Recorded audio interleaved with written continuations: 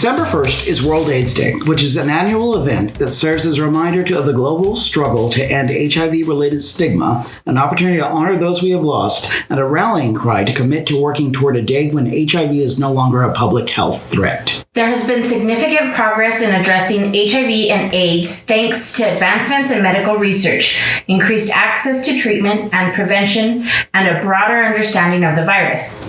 Here, in our little corner of the world, HIV prevention and education is available all year from M Factor El Paso, a government-funded community gathering place that offers HIV testing, counseling, and resource guidance for gay men and other members of the LGBTQ community.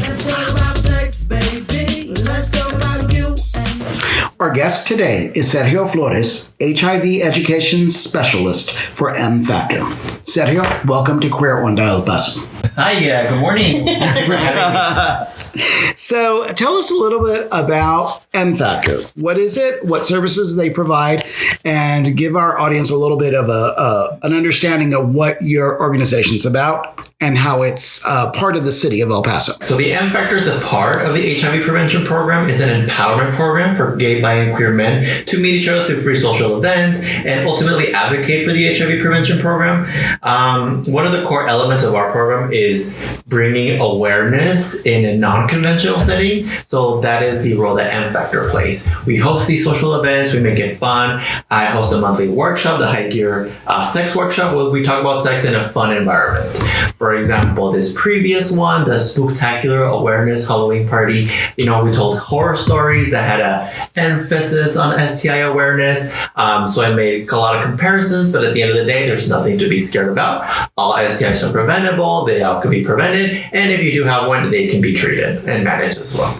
Right. So it's really got an education and outreach program, but another function is HIV testing. Is that right? Yeah, okay. That's a core element of it. I see. And so tell us a little bit about your experience. As I had mentioned to you, Sergio, Izzy, one of our producers, Izzy, used to work at the Southwest AIDS Committee, and he was on one of the pioneers that did HIV testing. So I find it an interesting kind of take to maybe talk a little bit about your experience and maybe balance that off with some of Izzy's experience. So tell us a little bit about how people's attitude about being tested for HIV in this community, what that's like, and what do they bring to the table? How much knowledge do they bring to the table? Are they very aware of the risks? Or tell us a little bit about your typical patron for your services. No, yes, in my personal experience, unfortunately, not everybody's very well aware on STIs. Sometimes, often, people say that, I got tested for HIV, but they're not aware that that is only one STI. They think they have a clean bill of health once they only get an HIV test, but I let them know that that is not the case, especially because our program is not one-stop shop. We only do HIV, syphilis, and hepatitis C, which are bloodborne pathogens. So it is an opportunity to okay, you got these tests done, let's talk about the other ones. But we do have a lot of community partners where they offer free services, low cost, which is great information to disseminate. So any new partner that comes into town, we always like to, collaborate so that we know about their services. So, and do you all do HIV treatment or any kind of pharmaceutical help like PrEP or HIV? We provide what is called linkage to care services. So anybody who needs to be linked to care, we partner with every Ryan White provider in the city. And if anybody needs PrEP services, I give them their options.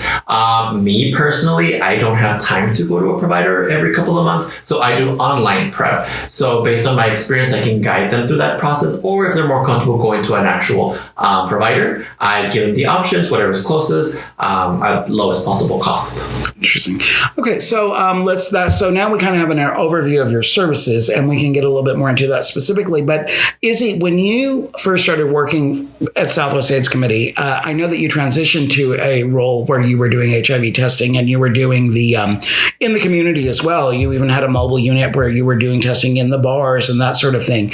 So tell me, this was back in 1992, 1993. Tell me about, in general, I know it's hard to say that everybody was one particular way, but did you meet with any resistance to people wanting to get tested or trying to convince people to get tested?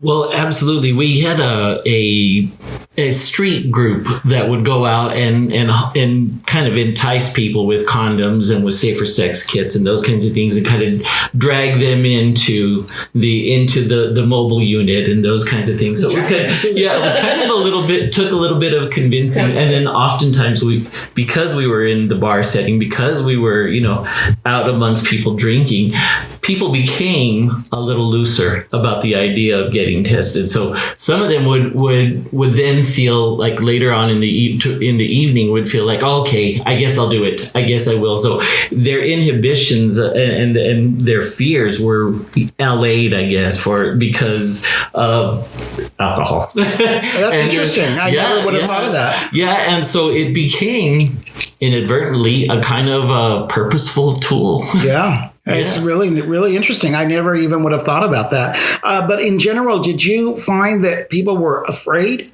back then?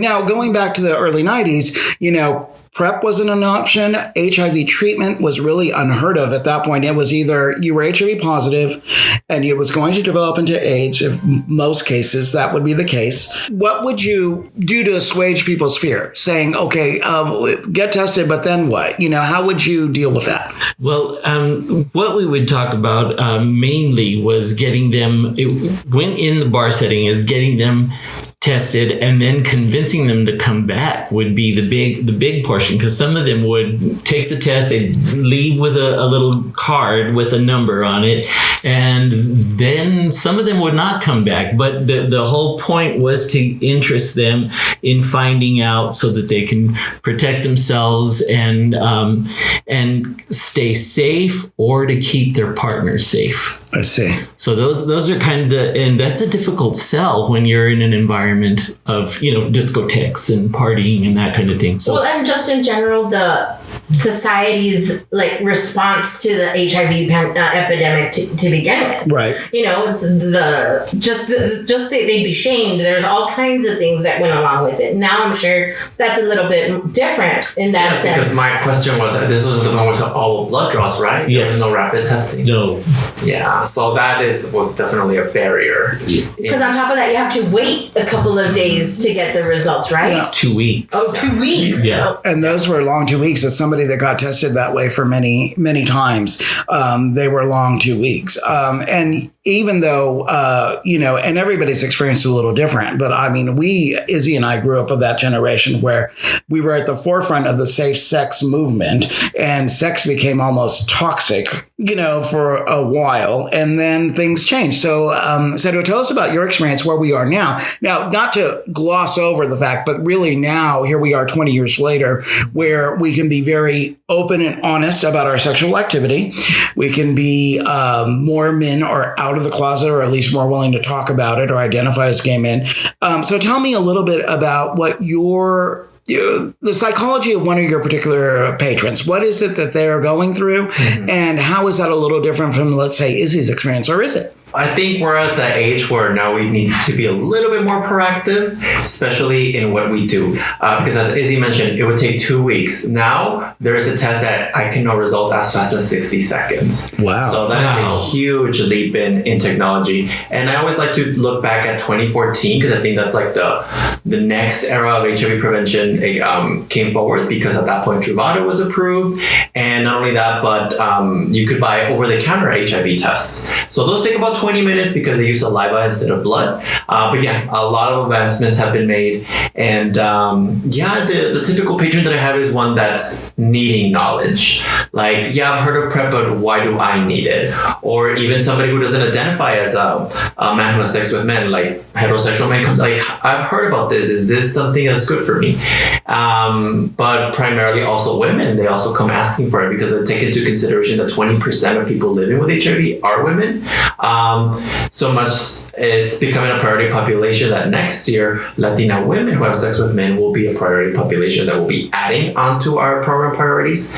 PrEP is for everybody who's sexually active. So that's something that I kind of want to let everybody know. And there's options now. There's oral, there's injections. It just depends on your insurance, what part of the country you live. But as we move forward, I hope that more options are available.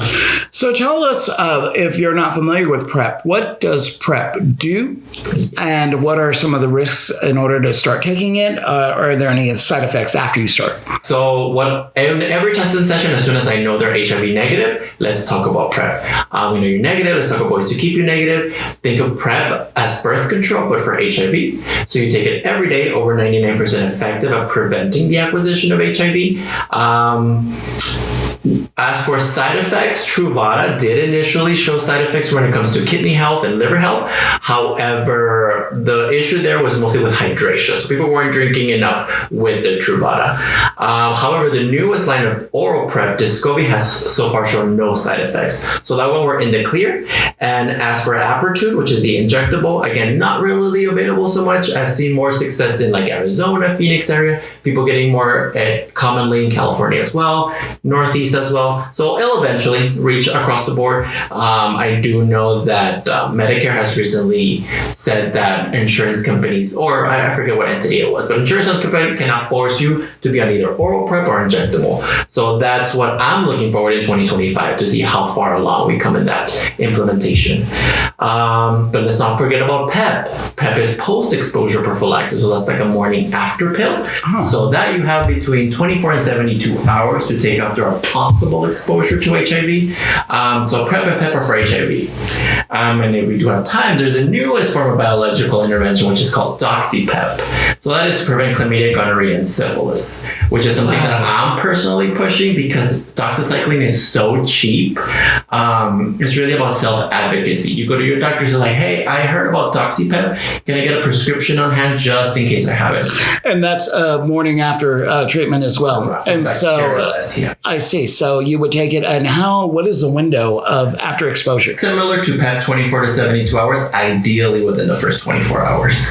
And that just prevents the bacteria from latching onto your body. So whenever you go into test, you don't test positive.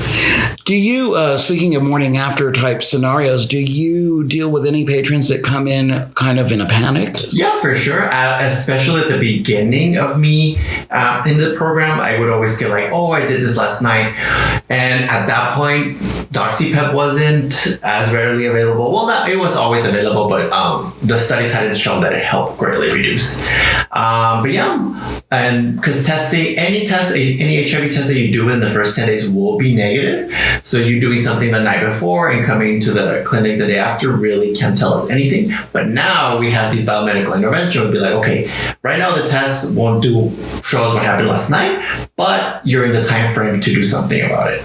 So whether you think you might have been exposed to HIV, a bacterial STI, there's options. So what is that window? It used to be that window was almost like 2 weeks. So, if back in the 90s, and Izzy actually gave me my first HIV test back in the day, but, it was one of those things where you knew that you almost had to abstain to get a true reading. You'd have to abstain from sex for at least 2 weeks, get tested, and then wait another 2 weeks. Mm-hmm. And I mean, when you're a 20-something gay man, waiting a month to know that one is almost, difficult to get through. I mean, in terms of the psychology of it, but also the physiological side of it. It's like, that's a month without having sex. Right. Really. You can encourage like condom use and stuff, but right. I mean, to some people, it's just a deal breaker. Right. Yeah. That's an interesting point. Okay. So remember, Izzy, when you were doing testing and when you were on that forefront with the Southwest States Committee, our options were abstinence and safe sex and rubbers and condoms, right? That was pretty much it. That's it. Barrier. And so now, Sergio, we live in a world where condoms are, while they might protect against other STDs, they're not really necessary to prevent HIV infection. So what, in your opinion, what kind of attitudes have changed about condoms? Surprisingly, still some people don't know how to put one on correctly. And again, this comes from the younger population. But again, we do have the models. We have so many condoms to use. Test them out yourself. See what works for you. What's your model's name? No,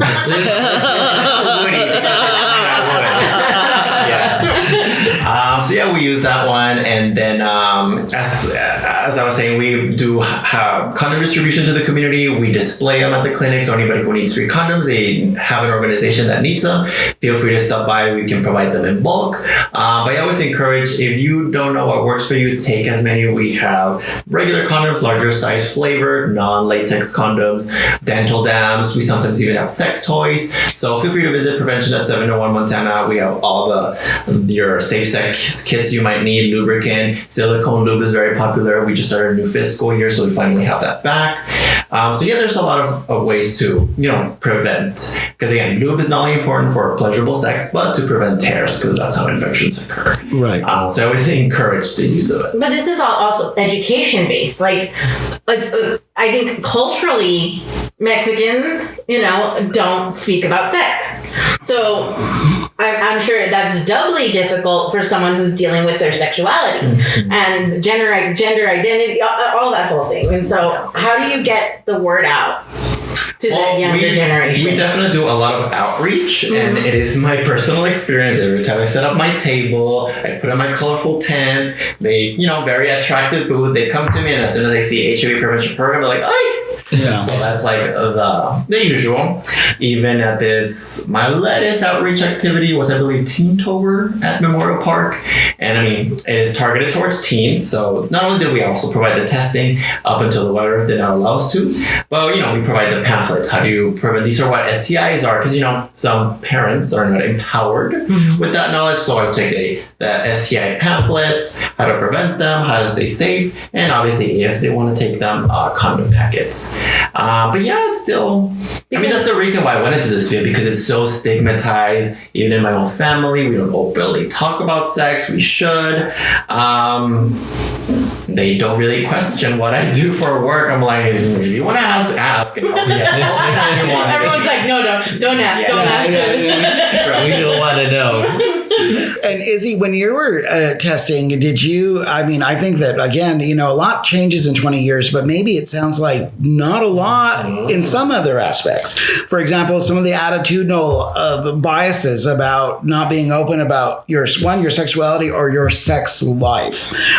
Did you come across a lot of problems with that, or a lot of challenges? Absolutely. I think that just in general, as a society, we have problems talking about sex, which make me, wonder about your sex positivity approach and those kinds of things. I wanted to ask you about that. But yeah, definitely, I think people, or the people that we encountered had problems discussing sex, discussing themselves as sexual beings, actually, or, even admitting that, oh yeah, well, I do this or I do that, and that kind of thing. Bringing them to articulate what their risks are was like pulling teeth. You just really had to draw them out, make them feel comfortable, practically hold them, just to get them to admit to what they were doing. Because I think that, and when I saw on your website the idea of sex positivity, I thought, God, that's such a great thing, because one of the problems that, especially in our Hispanic Catholic oriented community, we don't see sex as a positive thing. We don't see it. We see it as, kind of under the radar, only for procreation and that kind of thing. So understanding that it's a healthy part of human development and your social well-being is getting people to talk about that and to accept that and to understand that all in a 10-minute session is really difficult for public health workers. So that was really difficult. How about you, Sergio? What do you find as you talk to people and their attitudes towards sex these days? I would think young kids, especially like your teen group, might be a little bit more open. You know what? Surprisingly, when I go to like EPCC, UTEP, I typically encounter individuals who've never had sex.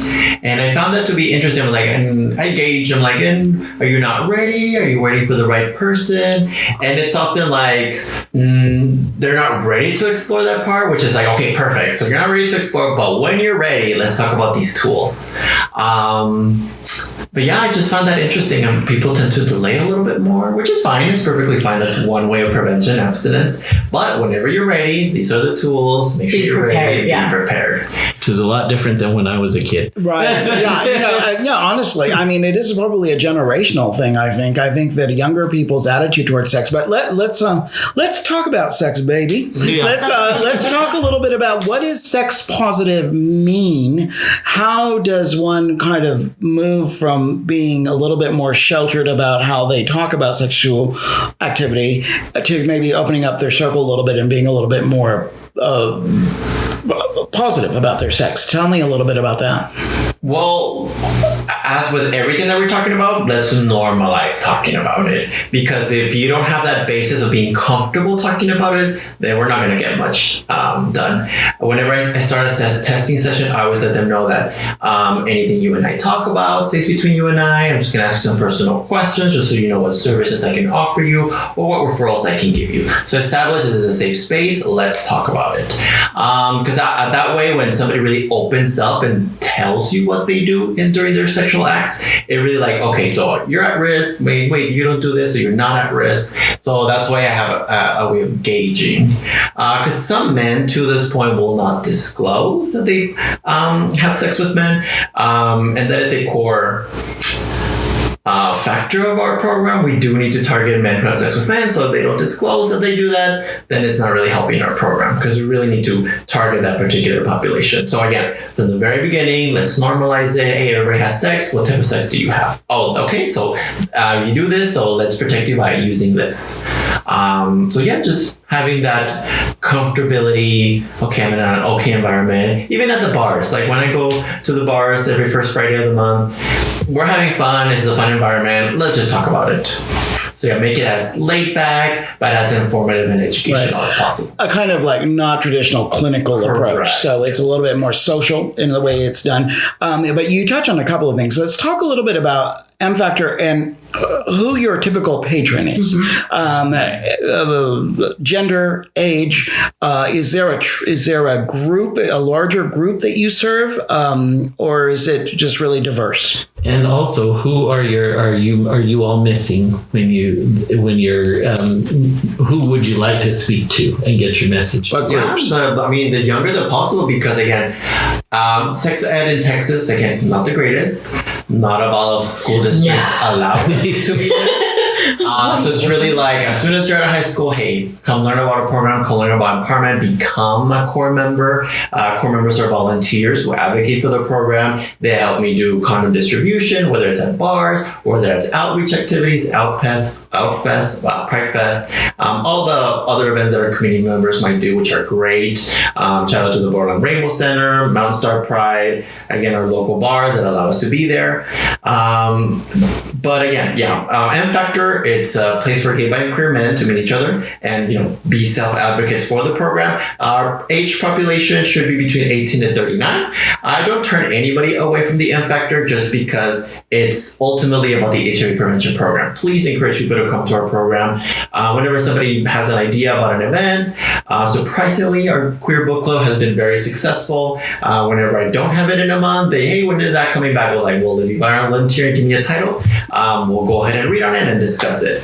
And that's something great and fruitful to come out of the events. But it's all about community building. I really want it to be like a community effort. I always encourage other programs that do HIV testing to collaborate with other community partners. I don't want to be the sole individual of, hey, they do HIV testing and reach out to them. No, there's always other members. There's Sunset West Health, there's Centro San Vicente. We're only downtown essentially, and we try to go out in the community, but maybe the Far East El Paso does need some more help. So I always encourage this form of community building, which M Factor has allowed me to do.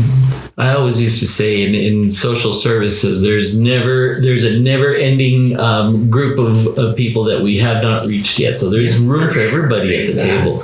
Yeah.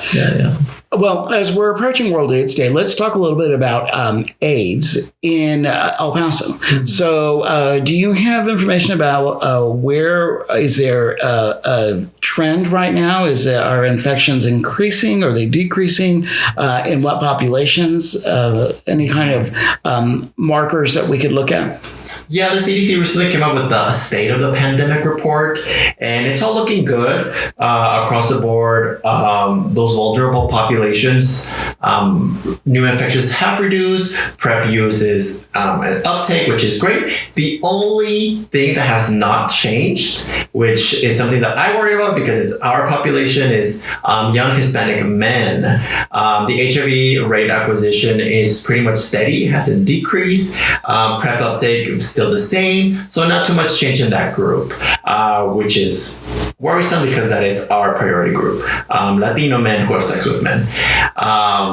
So I really, again, want to encourage everybody to know their status. If you are negative, get on PrEP services. If you do test positive, start treatment. Remember that U equals U. Once you are undetectable, you can no longer transmit the virus. You become like anybody else and live a long, happy life. And for anybody who has ever tested positive, just because you tested positive doesn't mean that you can't have a sexual, pleasurable life. As soon as you take care of yourself, you're undetectable, you're just like anybody else. And that's something that I really want to push here, like stigma reduction, because that's still a thing. I was going to say, so that I guess can be correlated to the fact, like you said, you still have a hard time getting men to admit that they have sex with men. Yes. So that too. So I mean, that advocacy of, the taking away the stigmas of just being gay, which we would think in this day and age is not that much of an issue anymore. Right. But, Izzy, you can be a witness to that, is that it really was an issue back in the early 90s because we were in a different world. But it sounds to me that that's probably not going to change over generations. I think that being Latino, being very family-oriented in El Paso, I still think that it is very difficult, like you all have said, to talk about sex in a very positive way and very frank manner and say, I tend to have sex with men or that sort of thing. It just seems like it's a very difficult conversation for people to have. Absolutely. And I think another thing is the role or how Hispanics view the roles of women and things like that, because oftentimes what I always heard is, I don't take it like a woman and that kind of stuff. That even for those that do identify as men who have sex with men, but I'm not the girl. I'm certainly like it was a bad thing to be the receptive partner, because they associate a female's role as weak. So I think subservient. Yeah, subservient, and that also is a barrier that I think that needs to be broken because they don't see themselves or cannot admit to themselves that they may be a receptive partner. How do we fix the machistas in this world? Well, right? It seems like, but honestly, I think that one of the things that, for better or worse, the internet will have influence on is there is a lot more than I ever imagined in my lifetime, frank discussions about topping, bottoming, siding, whatever the case may be. And gays are always quick to develop new terms for old positions. Oh yeah. Because I've been out of the closet for 40 years, and so I don't think anything new's been invented in sex, but certainly the terminology has and attitudes have. And so I do think that that's changing a little bit, but with particularly the Latino thing, like you were saying, Ceci, that machizo thing, what I find challenging in El Paso, and having lived this in my life, is seeing somebody or having a sex partner that is married to a woman and is presenting as straight 100% of the time, but that's not exactly what the truth is. And so how do you reach that person that that is so kind of blinded to their own experience to break through that barrier and say, well, you're not only putting yourself at risk, but you're putting your family at risk. So talk a little bit about that, Sergio.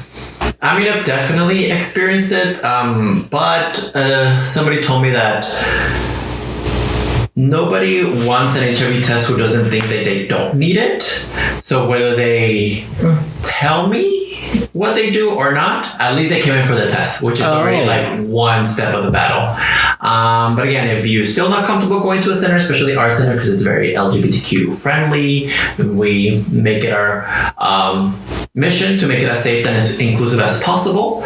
But again, there's home test kits. The CDC has a Take Me Home campaign, so you could order 2 kits, the OraQuicks, where you swab your mouth, every 3 months. They might be running out, so just take advantage of that program while it's still around. But I do encourage that type of individual to just take the step at least getting screened so they know their status, because that's one step. That's a good point, because as much as it's easy for us to say, like, why don't they just come out and it's all this stuff, they're at their point where they're at. Yes. So even going for the test is a step in the right direction, you know? And also, although just because you get an HIV test doesn't mean that you engage in homosexual sex. That's true. And so that's the other side of that too, where, anybody, as you had mentioned, Sergio, anybody that's sexually active should be tested, and if they're negative, consider getting on PrEP. And if they're positive, then what, Sergio? What's the next step after that? Ooh, yes. Linkage to care as fast as possible. If somebody just tests positive and this is the first time they're hearing about it, there's a rapid start program. So within 3 days, somebody can start treatment. Even if they come in early that day, they can start treatment, which is the goal of the rapid start program. But if they've known, maybe they just moved into the country or they moved in from another part of the state, we do linkage to care. We just provide them with that proof of diagnosis and they can start treatment. But ideally, if somebody tests positive in front of me as the first time hearing it, they go through the rapid start program. So on that day, they can start treatment. Wow. Which is, before is used to like, no, don't start treatment until you start being symptomatic. No, right now the protocol is as soon as you know you're positive, let's start your ARTs. Let's start getting you undetectable. Oh, yeah, absolutely. There is a huge difference during my days. I sound like such an old man. During my days, but you had to have lab work done. You had to have your white blood cell count taken. You had to see what your ratio of disease or viral load is compared to your blood, your white blood cells, and those kinds of things. That took a long time before they could determine whether you needed treatment or not. So this is brilliant, and I'm so glad that you all are doing that. And I'm glad for our community partners, because again, we're not one-stop shop. We'll get you the test, but we'll put you into the right direction for sure. That leads to the next question. Given the political, state of Texas and El Paso's, part of Texas, do you all have any dangers of your program losing funding? Well, I will give you the news that we were renewed for 5 more years. Oh, yeah. So that's great to hear. So we lost that worry a couple of months ago. No, we're gonna keep doing the program for as long as we can, at least the next 5 years. Good. So the political state of Texas doesn't really have any effect. Well, it didn't affect us. Okay, so that's good. Knock on wood. Yeah, because you are funded through the state of Texas. We're state funded. Right, but it is also a city, a function of the City of El Paso. Is that right? Is that how that works? Yeah, the city applied for the grant, they got it, and that's how we run the program. Sergio, let's talk a little bit about some of the other STDs that you all target in terms of information and testing. What are some of the trends right now? What do you see? Oh, the big ass syphilis. Right now during outreach testing, we only do HIV testing, but syphilis is getting a little out of control, specifically in Texas, to the point when we do outreach, we have to do syphilis starting January. Syphilis is very rampant. Earlier this year, it got to a point where the state was short on penicillin G, which is the ideal first-line treatment for syphilis. There's also doxycycline that you could take. So that was the alternative. But the penicillin G was being specifically saved for pregnant women. Because long-term syphilis, if you don't treat it, can lead to stillbirth in pregnant women, and we did have some of those earlier this year, at the beginning of the year, which was worrisome. Syphilis is very common. It can look like a lot of other conditions. Maybe let me allow. Primary syphilis, painless sore. People don't think much of it. It goes away after a month. After that, you start developing rashes, palms of your hands, soles of your feet. Then it goes to your torso. But even that rash goes away. So we want to catch it before that, because at that point, syphilis is dormant in your central nervous system. It can lay dormant for a long time. It can definitely do a lot of damage. So syphilis screening is very important. I encourage anybody who plans to donate plasma to come to us before, because if the plasma finds them first, they're no longer eligible for a rapid start. For in the case of HIV, it becomes a longer process, and if they do think you might have syphilis, you still have to go through us. whether for treatment or to confirm whether it's a treatment syphilis case. Again, plasma centers, they're very sensitive to their tests. They're not the most specific, so we just want to make sure that you do need treatment for either HIV, syphilis, or even Hep C. And how do you test for syphilis? Ideally, is dark field microscopy, but that is very expensive. So our protocol is to do a rapid test. If that comes back positive, we'll do an RPR. And if that comes positive, we'll wait for a TPPA. So there's whole protocols. And if all three are positive, then that's a syphilis case. Is it not unlikely that you would have a false positive from the first rapid test? Syphilis, for sure, it's more common, especially like you have an autoimmune disease, if you're pregnant, or even take some medication that could give us a false positive for syphilis. That's why we do all these tests to confirm whether it's a case or not. But if somebody already presents with the symptoms, might as well just give them the treatment. Interesting. Do you all do any education in terms of HPV vaccines or anything to do with that type of treatment, that kind of route? Well, for HPV, again, that is the most common STI. However, there is a vaccine for it, Gardasil, and I do encourage people to look into Texas Tech. It is called Tiempo de Vacunarte. So anybody who needs an HPV vaccine can get it, I believe, for free through Texas Tech. But our partner clinics on West Health is offering it as well. So I do encourage HPV vaccination for everyone now that they increase the age. I believe when it first came out, don't quote me, but it was much lower than mid-40s. Yeah, no, it was actually for teenage women, girls, the teenagers, to be taken before they become sexually active. That's the most ideal point in your life to get it. As some of the work that I do in terms of writing for the Rio Grande Cancer Foundation, one of the issues is parents don't want to think of their daughter having sex, and so it doesn't matter. They say, well, she doesn't need that. And it's really not about having sex, because she will eventually have sex unless she joins a nunnery. But it's not only protecting her, it's protecting her sexual partners. And so it's another one of those things where there might be a cultural bias in terms of a kind of a blinder. Denial. Yeah, and HPV causes cancers, right? Vaginal cancers, but also HPV causes rectal cancers, penile cancer. Right. Yeah. And so the idea, I think, is I think that maybe other countries, I think, in my estimation, that are a little bit more open about sex and sexuality, the entire spectrum of sexuality, not just, homosexual to bisexual or to heterosexual.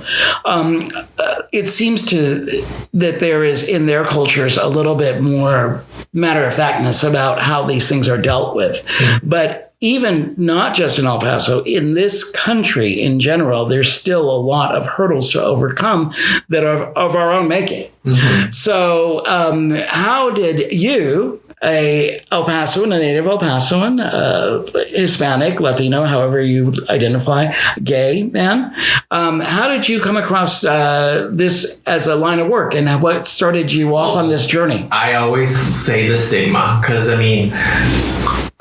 growing up, I always heard about HIV. I was like, how do you even get it? Like, just because you're with a man, does it just pop out of nowhere? Like, how? So I always had those questions, and nobody was there to answer those questions. And I've definitely encountered people who were in my same situation, same age group, who had those questions. I was like, well, I've been with my boyfriend for all this time. Is it just going to pop out? Or no? It has to be introduced somehow. So because of the stigma, because I'm so comfortable talking about this topic, that's why I went into this line of work. It just seemed like easy to a certain extent. But if you ask me what's the hardest thing I've ever had to do, it's definitely had to tell somebody that they're HIV positive. Right.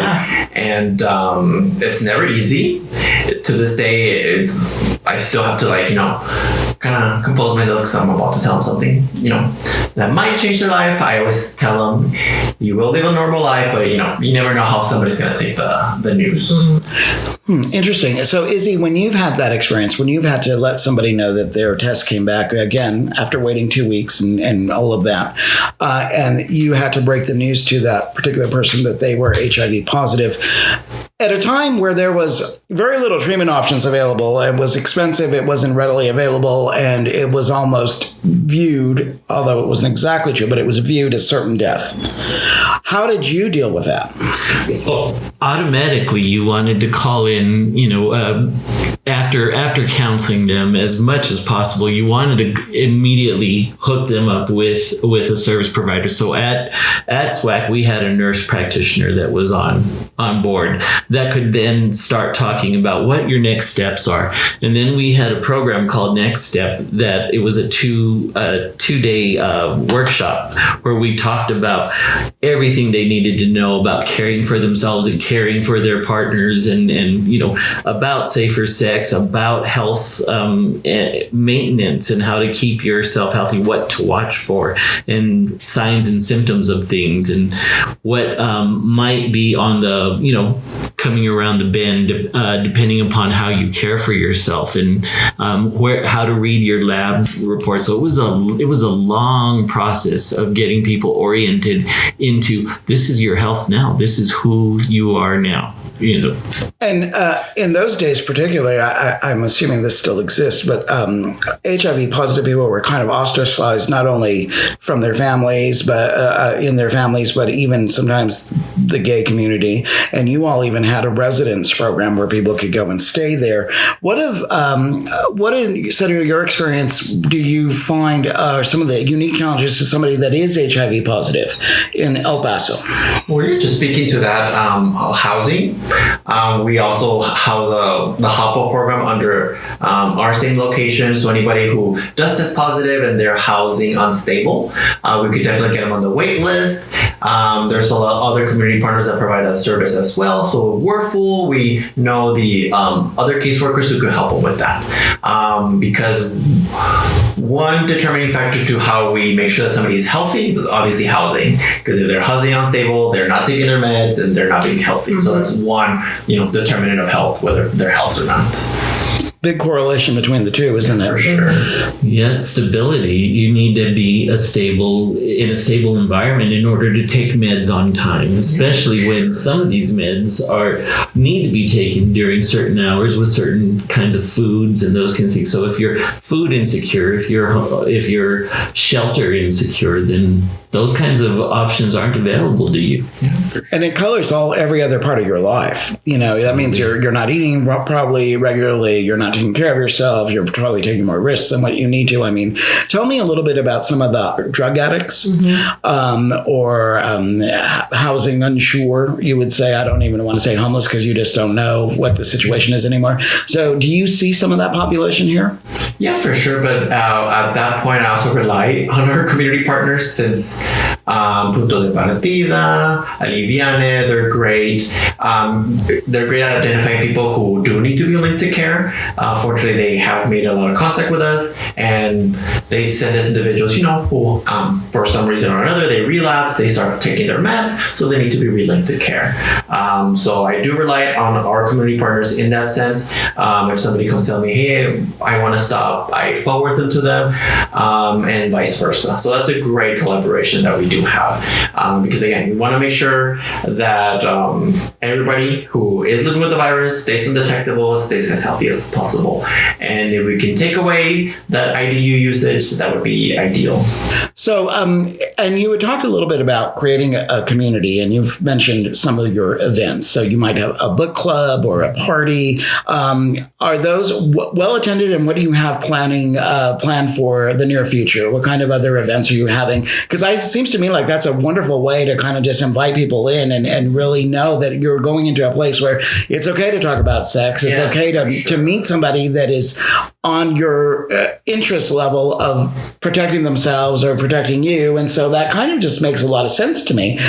So tell us about those events. Yeah, first of all of our events, I do encourage everybody to follow us on social media at NFactor915 on Instagram or the NFactor on Facebook. I do make the calendar of events every month and try to post it right as the month starts. For November, we do have 2 social events. All this will be posted in December.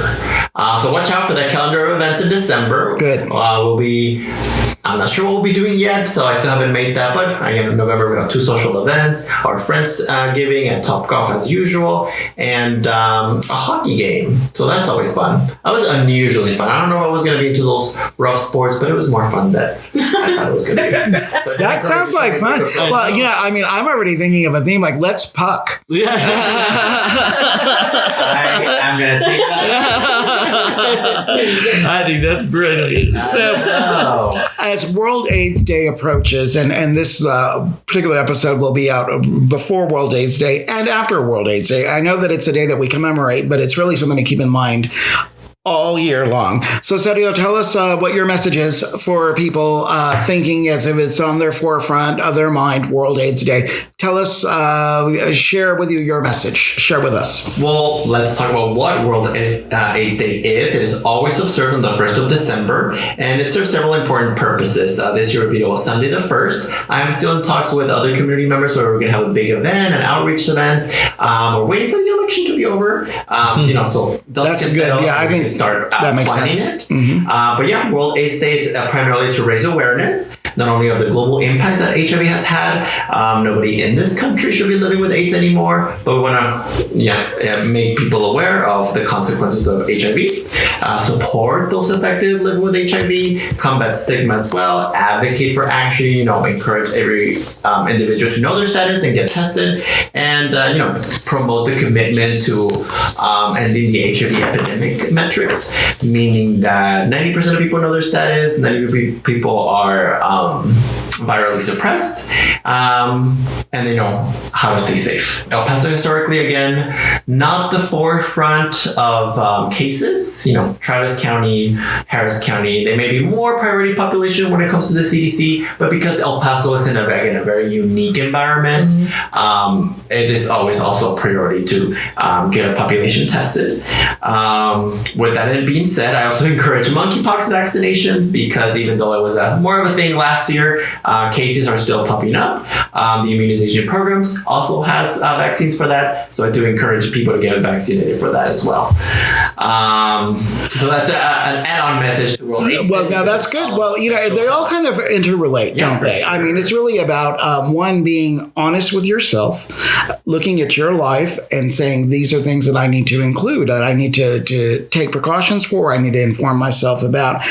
You brought something up. It is World AIDS Day, and we live in El Paso, Juarez. And so do you serve part of that community in Juarez, or do you? We serve absolutely everybody. Okay. There's no barrier to getting tested at our center. Good. As long as you give us your name, you give us your consent, we're able to link you to services, whether you need them or not. That is important. We can test as young as 14, whether you're a Mexican citizen, non-U.S. citizen for that matter. And anybody can come to our center. Well, it brought to mind because when you were talking about the differences in the different counties in Texas, a lot of times, El Paso, we always tend to not include the numbers from Juarez because it's another country. Mm-hmm. But I mean, it's a big city.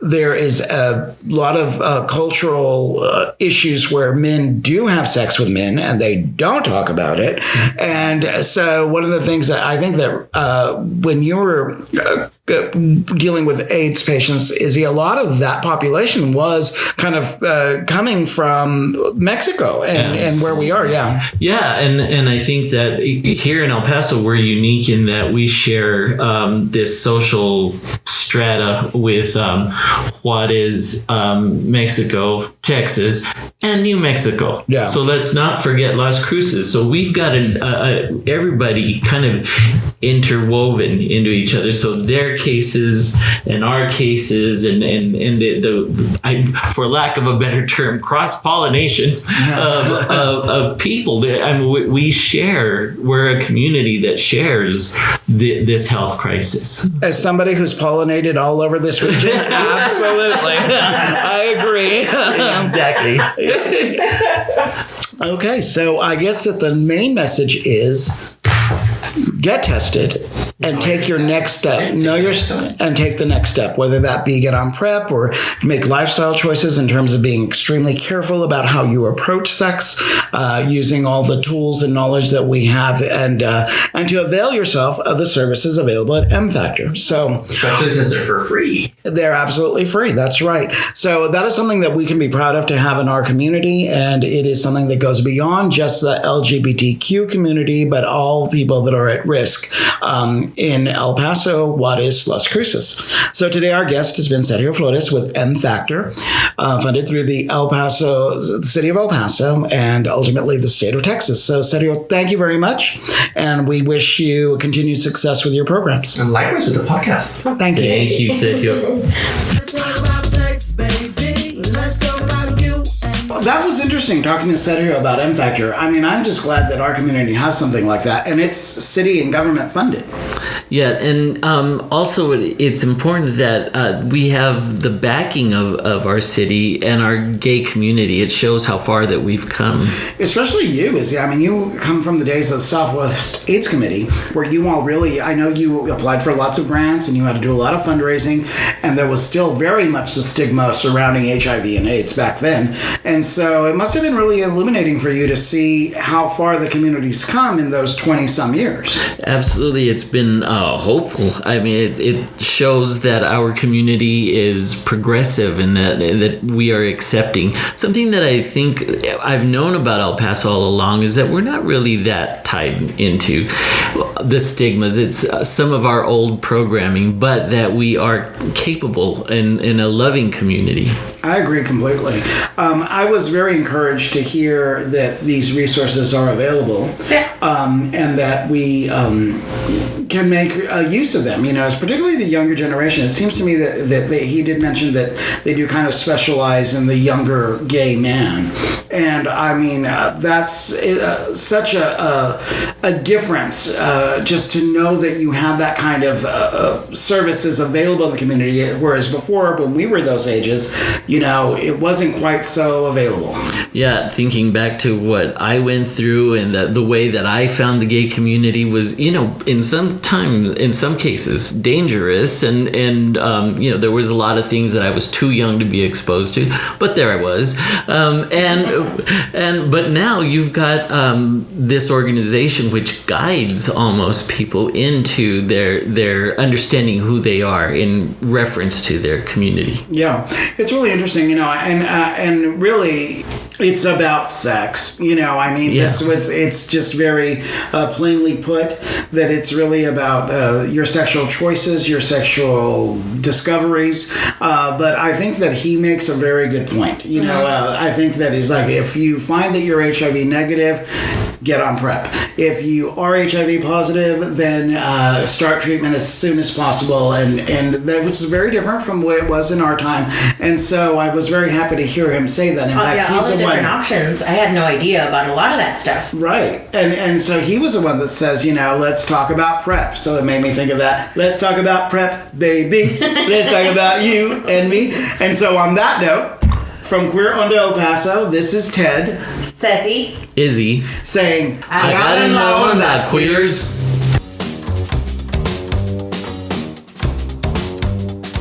We'd love to hear from you. Email us at feedback@queeronda.com or visit our website and leave a comment. www.queeronda.com. That's www.queeronda.com.